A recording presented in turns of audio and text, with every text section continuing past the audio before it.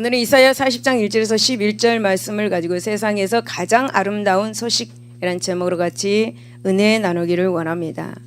셀리가 쓴 오지만디아스라는 작품이 있습니다. 이 작품은 고대 대륙에서의 한 여행자에 대해서 말하고 있는데요. 그는 사막을 여행하던 중에 커다란 석상을 발견했습니다. 발견할 당시 그 석상은 돌로 된 그런 커다란 다리가 군데군데 파손되었고, 그리고 머리와 몸체가 다 분리되어서 모래 속에 반쯤 파묻혀 있었을 뿐만 아니라 아주 보기 흉하고 추한 모습을 하고 있었습니다. 그런데 그 석상에 쓰여진 글이 있었습니다. 그 글은 이런 글이었습니다. 왕 중에 왕인 나는 오지만디아스이다. 나의 가옥과 강대함을 보라. 온 인류가 나를 영원토록 기억할 것이다 라는 글이 쓰여져 있었습니다. 여러분, 위대했던 그 왕은 어떤 방법으로든 자기 자신의 그 위대함이 영원히 잊혀지지 않고 기억되기를 바랬을 것입니다. 여러분, 오늘 본문에 나오는 바벨론의 부귀와 영화 또한 한때 피었다가 지는 들풀에 비유되고 있습니다. 모든 인생이 이와 같습니다. 그러나 허탄한 인생 가운데 홀로 변치 않고 영영이 서 있는 것이 있습니다. 그것은 바로 하나님의 말씀입니다.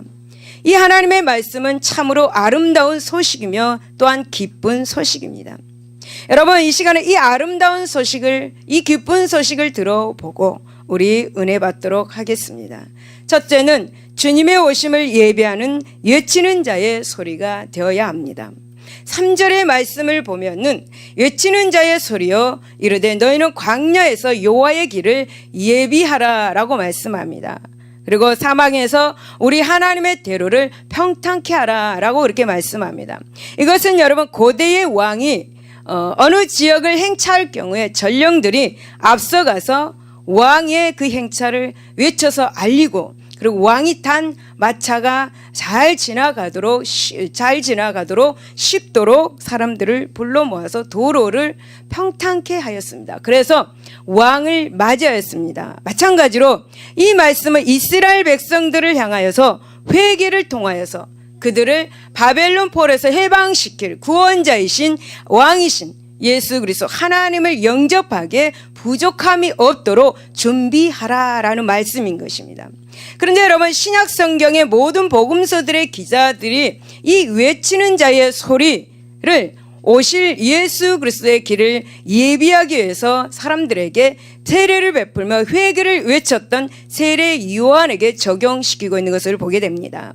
여러분, 이것을 감안할 때 본절은 궁극적으로 인류를 죄에서 구원하기 위해서 오실 만왕의 왕 예수 그리스도의 사역과 그의 길을 예비할 세례 요한의 사역을 예언한 것이라고 말씀을 드리고 싶습니다. 정말 세례 요한은 사람들에게 회개를 외쳤습니다.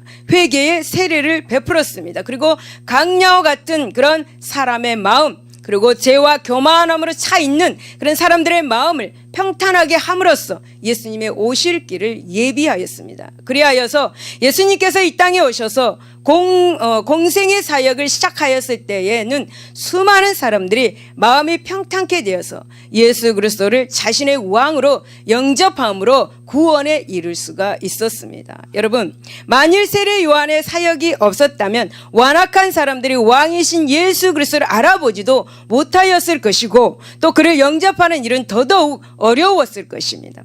이렇게 볼 때 이 세례 요한의 사역은 이 세상 그 어떤 그 하나님의 종의 사역보다도 귀한 사역이라고 말할 수가 있겠습니다. 여러분, 2000년 전에 세례 요한이 닦아놓은 길을 통하여서 이 땅에 오셔서 구속사역을 성취하신 이 만왕의 왕 예수께서는 장차 택할 자들에 대한 구원을 완성하기 위해서 다시 한번 이 땅에 오실 것입니다. 여러분, 믿으시기 바랍니다. 여러분, 강야 같은 이 세상, 그리고 어떤 높은 언덕, 깊은 골짜기와 같은 이 세상 가운데 예수님께서 다시 오실 길을 예배해야 한다는 이 사명을 오늘날 우리로 깨닫게 해 줍니다. 이 시대에 회개를 외쳐서 심판주로 오시는, 다시 오실 예수 그리스도를 맞이할 준비를 하라고 세상을 향하여서 외칠 제2의 제3의 세례 요한이 필요한 이 시대입니다. 저와 여러분 요한의 제2, 제3의 요한이 될 수 있는 저와 여러분들이 되시기를 바랍니다. 그러면 여러분 누가 그 일을 감당해야 할까요? 누가 그 일을 감당해야 하겠습니까? 누가 이 시대의 광야에서 외치는 자의 소리가 되어야 하겠습니까? 그것은 바로 저와 여러분들입니다. 우리 성도들은 주님의 재림을 세상에 알려서 그 오실 길을 평탄케 닦아 나가도록 이끄시기 위해서 예수님께서 이 시대에 세우신 전령들인 것을 여러분 기억할 수 있기를 바랍니다. 따라서 우리가 마가복음 16장 15절을 보면 온 천하에 다니며 만민에게 복음을 전파하는 이 사역을 감당해야 예수님께서 속히 우리 가운데 여러분 온전히 임하실 수가 있습니다. 여러분의 이 사실을 명심하여서 이 시대에 외치는 자의 소리로서의 사명을 잘 감당할 수 있기를 예수 이름으로 축복을 드립니다. 여러분 4절을 보십시오. 4절을 보면 골짜기마다 돋으며 산마다 언덕마다 낮아지며 고르지 아니한 것이 평탄하게 되면 험한 것이 평지가 될 것이라고 이렇게 말씀합니다. 이 말씀은 먼저 외치는 자의 소리를 들은 이스라엘 백성들이 그들을 구원하기 위해서 임하신 하나님을 영접하기에 합당하도록 이렇게 준비될 것을 예언하고 있는 것입니다. 여러분 이 말씀은 궁극적으로 인류의 구원을 완성하기 위해서 다시 오실 예수님의 재림 앞에서 사람들이 준비해야 할 것을 말씀하기도 한 것입니다. 그러면 여러분 우리들이 예수님의 재림 앞에서 준비해야 할 것이란 구체적으로 무엇일까요? 그것은 4절에서 그 4가지로 우리에게 제시하고 있습니다. 특별히 이 4절에서 언급된 4가지는 다시 오실 예수 그리스도를 영접하는 데 합당치 못한 자세, 그리고 예수님을 온전히 영접하지 못하게 하는 방해 요소들을 이렇게 나타낸 것이라고 말할 수가 있습니다. 먼저 골짜기란 단어가 나옵니다. 이 골짜기라는 말은 뭡니까? 바로 말 그대로 움푹 패여서 사람이 다닐 수 없는 곳을 말합니다. 이 골짜기는 여러분 영적으로 말하면은 깊은 죄악에 빠져 있어서 어둠 속에 생활하는 그런 사람들의 상태를 말하고 있고, 고난과 슬픔 속에 낙담하고 낙심하고 그 삶이 절망과 침체의 늪에 빠진 사람들의 상태를 가리키고 있습니다. 그렇다면 여러분 여기서 골짜기가 도두어진다라는 것은, 이 말씀은 바로 이 죄악의 자리, 이 어둠의 자리에서 헤어나와서 의의 길을 걸으면서 빛된 삶을 사는 것, 즉 고난과 슬픔을 딛고 일어서서 의연한 삶을 사는 것을 나타내는데, 이것을 나타냄으로 말미암아 예수님이 오심을 준비하라라는 것입니다. 두 번째 보면은 산과 언덕이 나옵니다. 이 산과 언덕은 하나님 앞에서 높아진 인간의 교만한 마음을 말해주고 있습니다. 이 산과 언덕, 이 산과 언덕이 낮아진다라고 말씀하고 있는데, 이 낮아진다는 것은 바로 교만과 자만을 버리고 겸손한 마음으로 이 삶을 살아라, 이런 삶을 살면서 예수님의 오심을 준비하라라고 말씀하고 있는 것입니다. 그리고 여러분 고르지 아니한 곳이란 단어가 나오고 있는데, 이 말씀은 바로 마음이 거짓된 자, 위선으로 충만한 자를 말씀하고 있습니다.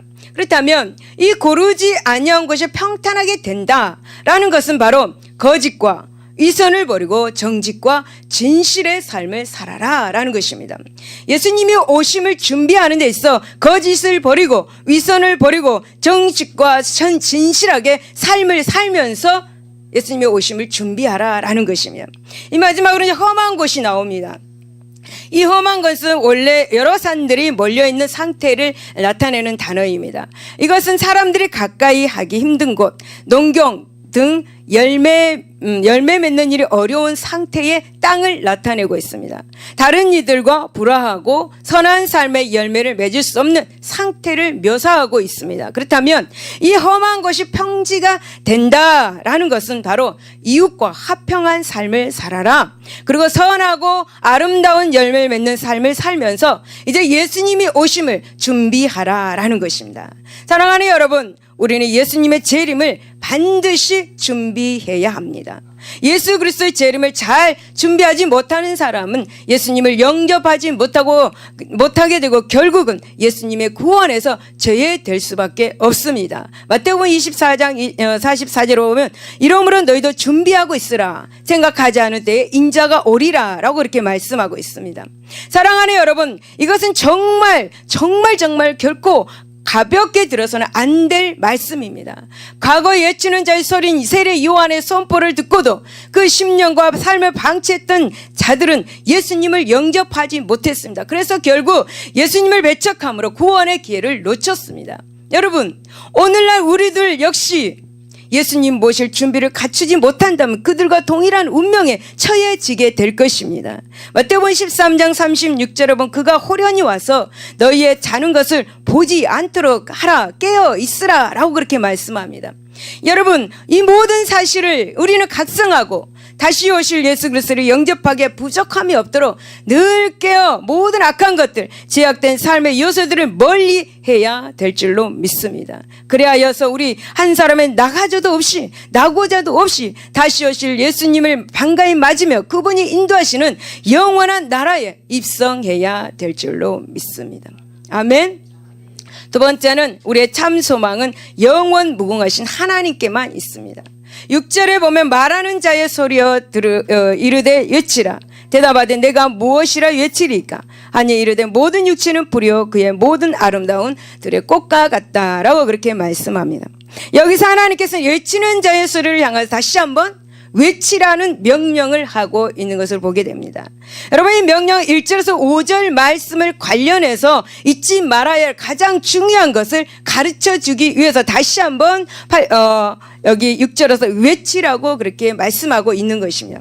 여러분, 1절에서 5절은 이 내용은 뭐냐 하면 이스라엘 백성들이 포로 생활에서 해방된다는 것과 그리고 예루살렘으로 돌아오게 되는 것을 말씀하고 있습니다. 이처럼 이제 포로지에서 돌아올 때는 먼 길을 걸어야 이제 이스라엘 나라로 돌아올 수 있습니다. 그러니까 이제 하지만 이제 자기 본토 그리고 조상들이 살던 땅 그리고 자신들이 영원히 정착해야 할 이 은혜의 땅에 도착하는 동안에 기쁨으로 들떠 있었을 것입니다. 그러나 하나님은 이렇게 기쁨으로 들떠 있을 때에 결단코 잊지 말아야 할 것들을 이렇게 이스라엘 백성들에게 말씀하고 있습니다. 그렇다면 이렇게 여러분 이스라엘 백성들과 현재 우리가 들어야 할 메시지가 무엇인가? 먼저는 6절 후반절에 보면은 모든 육체는 풀과 같고 그 모든 아름다움은 들의 꽃과 같다라는 것입니다. 여러분, 꽃이 어떻습니까? 이 앞에 지금 꽃꽂이 너무 아름다운 꽃들이 꽂아져 있습니다. 이 꽃들은 너무 아름답습니다. 그러나 어떻습니까? 얼마 있지 않아 마르고 시드는 것입니다. 여러분, 여기서 풀과 꽃으로 말한 인생과 그 인생의 영광과 아름다움은 바로 바벨론을 말하고 있습니다. 이 바벨론이 하루가 다르게 성장하고 그 국력이 강성해지고 그 영예가 더 높아지는 것을 풀의 생장과 꽃의 아름다움에 빗대고 있는 것입니다. 그러나 풀과 꽃이 오래가지 않아 마르고 시드는 것처럼 이 바벨론의 번영과 영광도 그렇게 하나님의 심판 앞에 쓰러지고 만다라는 것을 우리에게 말씀해 주고 있는 거죠. 그래서 사랑하는 여러분, 이것은 단지 바벨론에게만 적용되는 것이 아닙니다. 이 말씀을 듣는 이스라엘 백성들 자신들 역시도 마찬가지입니다. 그들 역시도 한때 하나님의 택하심과 구원하심과 보호하심으로 자라고 성장했습니다. 또한 그들은 형통하며 부와 영예를 누리기도 하였습니다. 그러나 이스라엘 백성들은 악을 행하고 하나님의 그 보호에서 떠났습니다. 이렇게 악을 행하고 여러분 하나님을 떠남으로써 풀이 마르고 꽃이 시드는 것처럼 속히 그 세력이 쇠하고 결국 패망에 이르고 말았습니다. 그렇다면 여러분, 왜 하나님은 이러한 사실을 지적하는 이유가 무엇일까요? 그 답은 8절에서 찾아보게 됩니다. 곧 얼마 있지 않아 마르게 될 풀과 같은 인생을 의지하지 말아라 라는 것입니다. 여러분, 며칠 가지 않아 시들게 될 꽃과 같은 그 인생의 영화를 소망하지 말아라 라는 것입니다. 여러분, 오로지 영원하신 하나님을 의지하고 소망해야 된다라는 것을 말씀해 주고 있는 것입니다. 여러분, 이스라엘 백성들에게 하나님은 이 말씀을 그렇게 강조하는 것이 무엇일까요? 그것은 그들이 다시금 들어서는 이 약속의 땅을 행한 행군에 있어서 절대로 잊지 말아야 되기 때문입니다. 여러분, 만일 하나님께서 이스라엘 백성들을 그렇게 해방하셨다는 것을 망각한다면 과거 유다가 위기 때마다 하나님을 의지하지 않았던 것, 즉 옛적의 불신앙적인 그런 일을 다시 이 약속의 땅에 들어가면 또 그런 것을 행할까봐, 그러니까 지난날에 지은 죄들을 또 다시 그 죄를 반복해서 지을까봐 하나님은 다시 한번 반복해서 8절에 말씀을 하고 계시는 것입니다. 여러분, 우리 역시도 이스라엘 백성들처럼 송도란 이름을 소유하고 있습니다.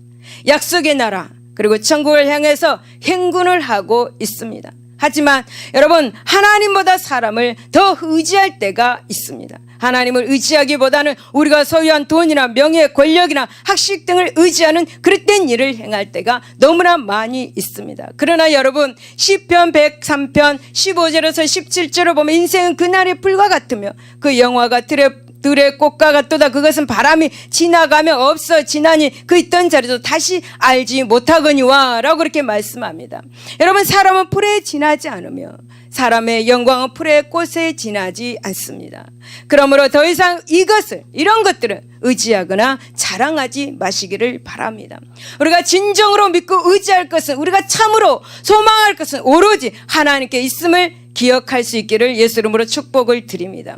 여러분, 8절을 보면 푸른 마르고 꽃은 시드나 우리 하나님의 말씀은 영원히 서리라 라고 그렇게 말씀합니다. 이 말씀은 유한한 인간과 인간의 영광과 영원한 하나님의 말씀을 대비시킨 것입니다. 그러니까 직접적으로는 하나님의 영광이 나타나고 모든 육체가 그것을 보리라 라는 것입니다. 즉 하나님께서는 이 바벨론을 멸망시키고 이 바벨론에서 포로 생활하던 이스라엘 백성들을 해방시킬 것이라는 하나님의 약속의 확실성을 말씀하고 있는 것입니다. 동시에 이는 불과 같이 이 허무한 인생이 그 허무함을 극복할 수 있는 길에 대한 답을 또 제시해 주고 있는 것입니다.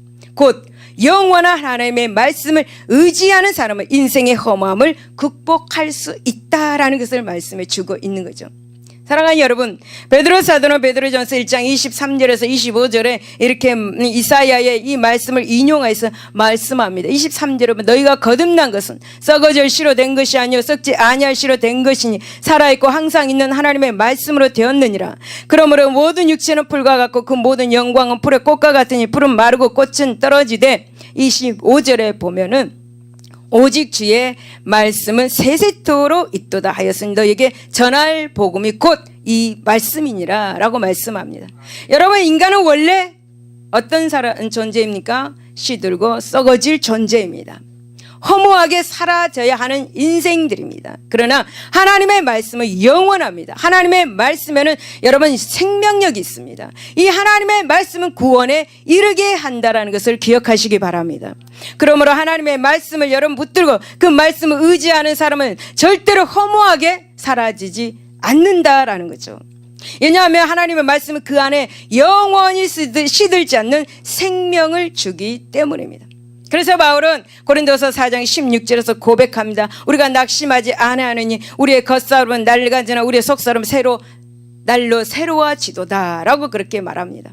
그렇습니다. 여러분, 하나님의 말씀을 붙드는 즉 예수 생명이 안에 있는 사람은 인생의 허무함을 극복할 수가 있습니다. 하나님의 말씀을 붙들고 거기에 자신을 맡기고 그것으로 그 중심을 세우는 사람은 비록 육체는 시들어가고 그 영혼은 여러분 시들어간다 해도 그 속은 하나님의 말씀에서 비롯되는 시들지 않는 생명으로 인하여서 날로 새롭게 되는 역사가 일어나게 된다라는 것입니다. 여러분, 따라서 이 하나님의 말씀을 붙드는 사람에게는 인생의 허무함이란 존재하지 않습니다. 하나님 말씀 붙드는 사람이라도 육체적으로는 여러분 죽음을 경험해야 합니다. 하지만 그 육체의 죽음으로써 인생이 끝나는 것이 아니다는 사실입니다. 여러분, 육체가 죽은 후에 영원히 삶이 있다라는 것입니다. 또 그 삶은 영원하고도 복된 사람이라는 것을 알기에 인생의 허무함을 느낄 여지가 없다라는 것입니다. 사랑하는 여러분, 우리는 성경에서 하나님 말씀 붙드는 사람들의 삶 가운데서 공통적인 것을 발견할 수가 있습니다. 그들의 삶은 대부분 질고와 어려움, 그리고 헤아릴 수 없는 그런 많은 고난과 고초를 겪은 것을 보게 됩니다. 여러분, 다윗은 시편 23편 4절에서 그렇잖아요. 스스로의 삶에 대해서 사망과 한 걸음뿐인 사망의 음치단 골짜기를 걷는 삶의 연속이었다고 고백하고 있습니다. 여러분, 사도 바울 어떻습니까? 고린도서 1장 9절에서 마음의 사형 선고를 받는 것 같은 삶의 연속이라고 그렇게 말하고 있는 것입니다. 그러나 여러분, 그들이 닥치는 그런 고난, 그리고 목숨을 위협하는 위기가 닥치고 실제 그 죽음의 상황을 직면하면서도 그들은 결코 좌절하지 않았습니다. 그들은 결코 낙심하지 않았습니다. 그들은 오히려 더 큰 소망과 확신 가운데 살았던 것을 우리는 볼 수가 있죠. 이들이 이렇게 위기와 어려움, 모든 것이 끝장날 죽음이라는 절대절명의 그런 상황 속에서도 당당할 수 있었던 것은 바로 사망까지도 능히 흔들지 못한 견고하고 완고한 확고한 그런 하나님의 말씀에 대한 확신 때문이었습니다. 그러므로 사랑하는 여러분 역시 이와 같은 삶을 살기를 원하십니까? 그렇다면 다른 무엇보다도 하나님의 말씀을 견고히 붙들고 그 말씀을 의지할 수 있기를 예수 이름으로 축복을 드립니다. 하나님의 말씀은 세상의 모진 풍파와 여러분 죽음의 물살이 몰아친다 해도 견고한 반석 위에 세운 그런 집처럼 여러분들을 능히 든든하게 보존할 것입니다. 여러분들로 영원한 소망의 기업을 얻도록 해 주실 것입니다. 그 말씀이 그렇게 이끌어 주시는 것을 믿으시길 예수 이름으로 축원을 드립니다. 세 번째는 이제 세상에서 가장 아름답고 복된 소식은 바로 복음이라는 것입니다. 이 복음의 말씀이라는 것입니다. 9절에 보면 아름다운 소식을 시온에 전하는 자여 너는 높은 산에 오르라. 아름다운 소식을 예루살렘에 전하는 자여 너는 힘써 소리를 높이라. 두려워하지 말고 소리를 높여 유다의 성읍들에게 이르기를 너희의 하나님을 보라 라고 그렇게 말씀합니다. 사랑하는 여러분, 이 말씀에서 먼저 아름다운 소식이라는 단어가 나옵니다. 여러분, 여기서 아름다운 소식, 이 의미하는 것은 바로 무엇이냐 하면 바로 죄로 말미암아 이 바벨론 포로라는 형벌의 결과를 치르고 있는 이스라엘 백성들에게 줄 구원의 소식입니다. 즉 이스라엘 백성들이 해방되어서 예루살렘으로 돌아가게 될 것이라는 좋은 아름다운 소식입니다. 그러니까 이 아름다운 소식은 10절에서 11절까지 하나님께서 강한 자로 임하여서 그 팔로 친히 당신의 백성들을 다스리시고 목자같이 약물이인 이 백성들을 먹이시고 품에 안으시고 온순히 인도하실 것이라는 것입니다. 이것이 바로 아름다운 소식입니다. 이것이 바로 여러분 아름다운 소식입니다. 이것이 바로 기쁜 소식인 것입니다. 여러분, 바벨론에서 포로 생활하던 이 백성들에게, 이 이스라엘 백성들에게 이보다 더 아름다운 소식이 어디 있겠습니까? 포로 생활에서 해방시켜 주겠다는 이 소식이 얼마나 아름답고 기쁜 소식이겠습니까? 여러분, 예를 들면은 우리 민족, 우리 일제 식민 지대를 왔던 그 1945년 8월 15일에 일본으로부터 해방의 소식, 그것과 같은 말일 것입니다. 그때 여러분 일본 식민 지배를 받았던 사람들의 말을 TV에서 이렇게 들어보면 해방은 우리 민족에게 감격 그 자체였습니다. 그래서 거리로 뛰쳐나와가지고 목이 터져라고 만세를 부르고 서로 부둥켜 안고 울었습니다. 이 해방의 소식은 아마도 먼 타국 땅으로까지 끌려가서 이렇게 전쟁과 노역, 기타 다른 여러 일들에 동원된 사람들에게도 더 감격스럽고 아름다운 기쁜 소식이 되었을 것입니다. 우리가 이를 생각한다면 나라를 잃고 그리고 바벨론 포로로 끌려가서 노예같이 생활하던 이 이스라엘 백성들에게 그들의 해방 소식이 어떠했는지 우리는 짐작할 수 있을 것입니다. 그것은 그들에게 가장 아름다운 소식이었을 것입니다. 그것은 그들에게 가장 기쁜 소식이었을 것입니다. 특별히 여러분 이스라엘 백성들은 포로 생활에서 도무지 해방의 소망을 가질 수 없는 그런 상태에 처하여 있었습니다. 그렇기 때문에 해방의 소식은 더욱 감격스럽고 아름다운 소식이 되었을 것입니다. 그런데 여러분 바벨론 포로 생활 중에 있던 이스라엘 백성들에게 이 해방의 소식보다 더 아름다운 소식이 인류에게 있다라는 것입니다. 그렇습니다. 우리 인류에게는 이 세상에 어떤 아름다운 소식보다 더 아름다운 소식이 있습니다. 그 소식은 바로 우리 예수 그리스도께서 우리를 위해 구속사역을 완전히 이루셨다는 소식입니다. 곧 인류를 사로잡고 있던 죄와 사망의 올무로부터 해방하기 위해서 구속사역을 완수하였다는 그 아름다운 소식인 것입니다. 여러분, 예수님께서 이 땅에 오시기 전 인류는 다 죄와 사망의 그 권세 아래서 신음하며 허무하게 죽어가야만 했습니다. 이에 예수 그리스도께서 이러한 인류를 불쌍히 여기셨습니다. 그래서 이 땅에 예수님께서 오셔서 이 인류의 모든 죄짐을 대신 지시고 십자가에서 죽으셨습니다. 그리고 여러분, 그 십자가의 죽으심의 대가로 인류의 모든 죄의 그런 올무로부터 해방시키는 것을, 물론 부활을 통해서 이 사망의 권세까지도 깨뜨리심으로 인류를 사망에서부터 자유롭게 해 주셨습니다. 여러분, 얼마나 감사한 일입니까?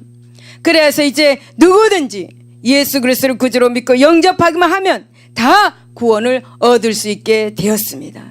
여러분, 우리는 구원받은 하나님의 백성들입니다. 여러분, 예수 믿고 구원받았습니까? 여러분, 이 세상에서 이보다 더 아름다운 소식이 어디 있겠습니까? 여러분, 우리가 구원받았다는 그 자체가 얼마나 좋은 일입니까? 얼마나 기쁜 일입니까? 여러분, 우리가 구원받지 못했다면 영원히 사망에 이를 수밖에 없는 우리 존재들입니다. 그러나 여러분, 우리는 예수 믿고 구원받아서 하나님의 자녀 되어서 하나님 천국을 소망을 두고 살아갈 수 있다는 자체, 얼마나 감사한 일입니까? 여러분 사람들이 가장 소원하는 것 무엇이야 되겠습니까? 여러분, 저와 여러분이 가장 소원하는 것은 부자가 되는 것이 아닙니다. 기도 응답을 받는 것이 아닙니다. 여러분, 질병을 치료받는 것이 아닙니다. 물론 여러분, 이 모든 것은 다 복을 받아야 합니다. 그러나 이것들보다 먼저 최우선적인 소원, 그것이 바로 구원을 얻는 것이 우리의 소원이 되어야 할 줄로 믿습니다. 우리의 소원, 통일, 그게 먼저가 아니고 우리의 소원, 구원의 길을 예수님께서 십자가로 열어주신 것, 그것을 먼저 소원해야 된다라는 것입니다. 따라서 예수님께서 이루신 이 구원의 소식은 인류 최대의 희소식인 것입니다. 가장 아름다운 소식인 것을 믿을 수 있기를 바랍니다.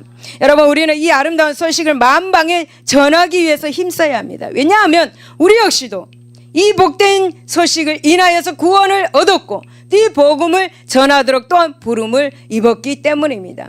에베소서 3장 9절에 영원부터 만물을 창조하신 하나님의 속에 감추었던 비밀의 경륜이 어떠한 것을 드러내게 하려 하심이라 라고 말씀합니다. 여러분, 우리는 이 복음의 비밀을 먼저 알았습니다. 그래서 이 복음의 비밀을 먼저 우리가 복음의 비밀을 알지 못하는 이들에게 선포해야 합니다. 여러분, 이 복음의 비밀은 우리의 것이 아닙니다. 우리 것만의 것이 아닙니다. 복음을 듣지 못해서 아직도 죄와 사망에서 알아서 신음하는 그 사람들을 생명의 길로 이끌기 위한 것이라는 것을 우리 기억해야 합니다. 이 복음은 나만의 복음이 아니라는 것입니다.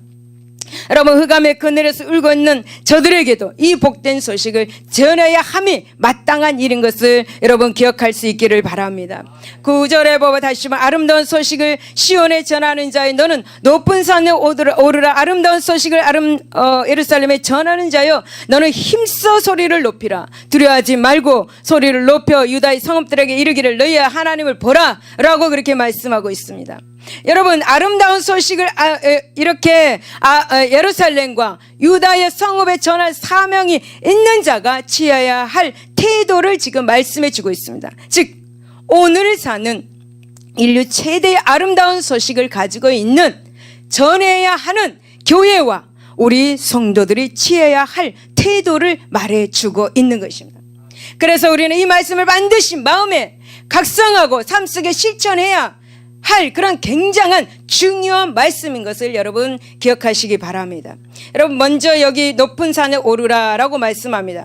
이 높은 산에 오르라고 이렇게 말씀하는 것은, 이 높은 산에 오르라는 것은 이 아름다운 소식을 어느 한 지역에만 국한하지 말고 온 예루살렘과 유다를 대상으로 아름다운 소식을 전하라라는 것입니다.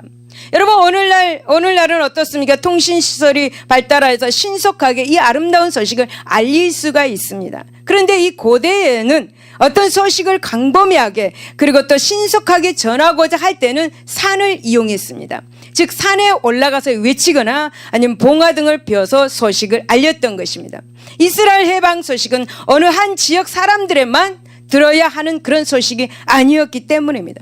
그것은 모든 사람들이 속히 들어야만 하고 기쁘고 놀라운 그런 소식이었습니다. 그러므로 아름다운 소식을 가진 사람은 될 수 있는 한 높은 산으로 올라가야 했던 것입니다.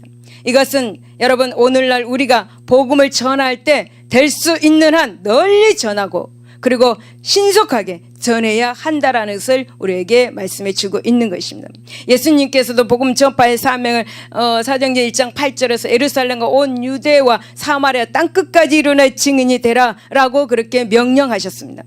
여러분 이 말씀을 먼저 예루살렘에 전하고 점차적으로 유대 사마리아 땅끝순으로 복음을 전하라는 말씀이 아닙니다. 이 말씀은 예루살렘으로부터 땅끝까지 이르기까지 동시다발적으로 복음을 전하라라는 것이죠.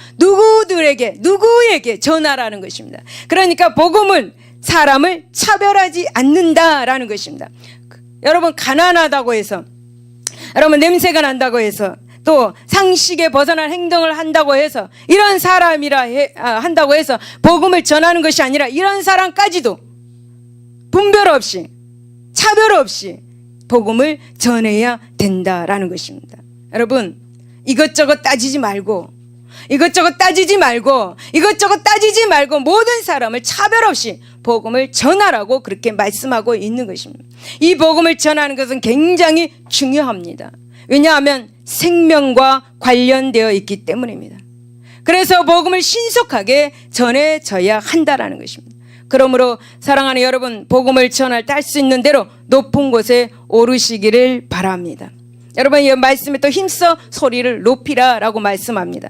이 말씀이 뭐냐면 힘써 소리를 높이라 이 말씀은 뭐냐면 복음을 전할 때 자신 있게 전하라는 것입니다. 우물쭈물 전하는 것이 아니라 자신 있게 당당하게 전하라는 것입니다. 아름다운 소식은 하나님의 택한 사람들에게 누구에나 기쁜 소식입니다. 이 기쁜 소식을 전하는데 힘없는 소리로 전한다고 한번 생각해 보십시오. 사람들이 그것을 믿으려 하겠습니까? 그러므로 아름다운 소식을 전하는 사람은 확신과 자신감을 갖고 힘써 소리를 높여서 전해야 한다라는 것입니다. 여러분 마찬가지로 복음을 전하는 교회와 성도들도 예수님께서 구속사역을 완수하셨다는 그 확신을 갖고 자신 있게 힘써 소리 높여 전파해야 되는 것입니다. 여러분 또 힘써 소리를 높인다 이 말에는 아름다운 소식을 전함에 있어서 최선을 다해야 된다라는 것입니다. 그러니까 전도할 때 복음을 전할 때 최선을 다해서 복음을 전하라라는 것입니다.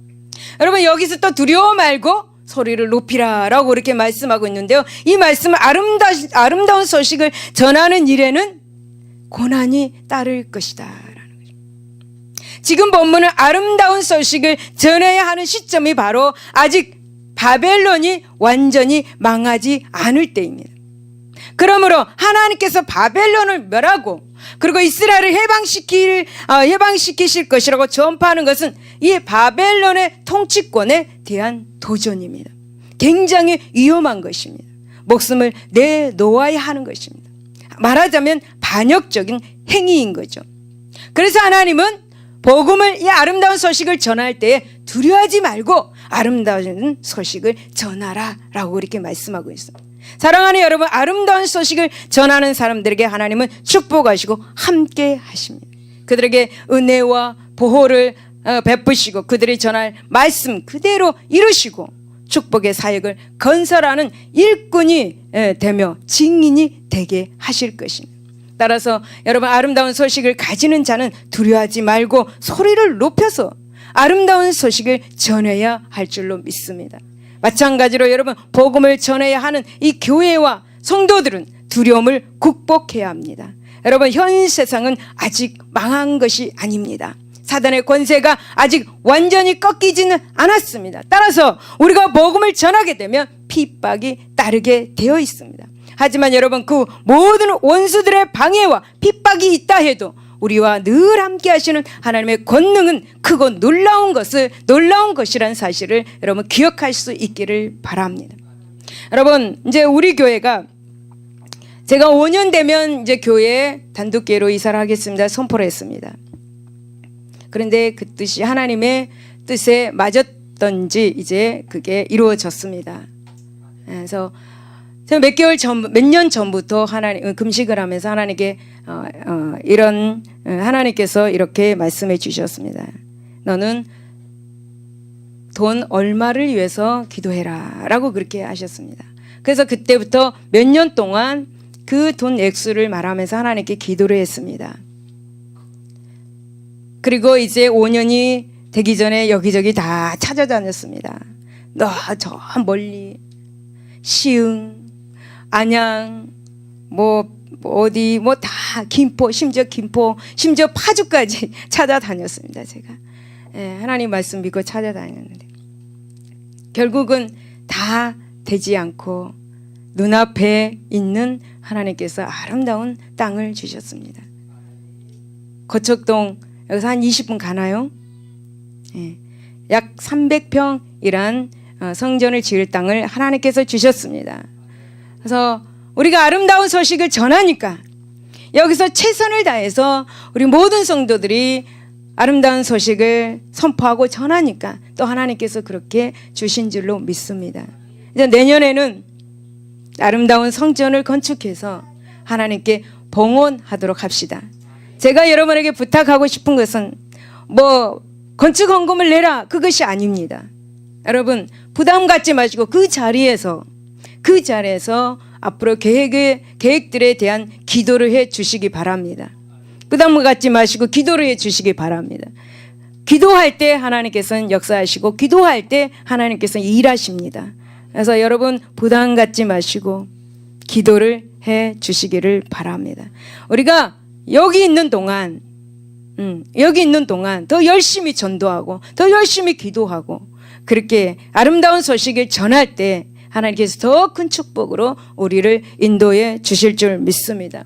사랑하는 여러분, 이런 하나님의 동행하심과 보호를 확신하며 어려움을 극복하고 더욱 당당하게 아름다운 이 복음을 전하시기를 예수 이름으로 축원을 드립니다.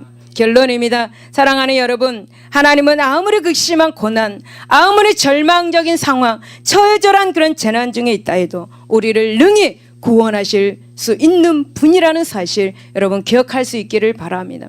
왜냐하면 그분은 누구보다도 강하시고 누구보다도 신실하신 분이시면 당신의 백성들을 외면하느라 버려두시는 분이 아니시기 때문입니다. 여러분 사람의 생각에 불가능해 그거는 정말 불가능해 우리로서는 불가능해 이렇게 단정 지을 수밖에 없는 그런 문제가 있어도 이제 모든 것이 다 끝났다라고 이건 안 될 거야 라고 말하는 체념할 수밖에 없는 이 상황에도 하나님은 능히 뒤집을 수 있다라는 사실을 여러분 기억할 수 있기 바랍니다. 우리 교회가 지금 그렇습니다. 여러분 그러므로 사랑하는 여러분 혹 지금 고난의 자리에 여러분 슬픔의 자리 절망이라고 생각되는 자리에 계십니까? 하나님의 선하시고 진실하신 성품과 행사를 묵상하시고 그분의 말씀에 귀를 기울여 보시기를 바랍니다.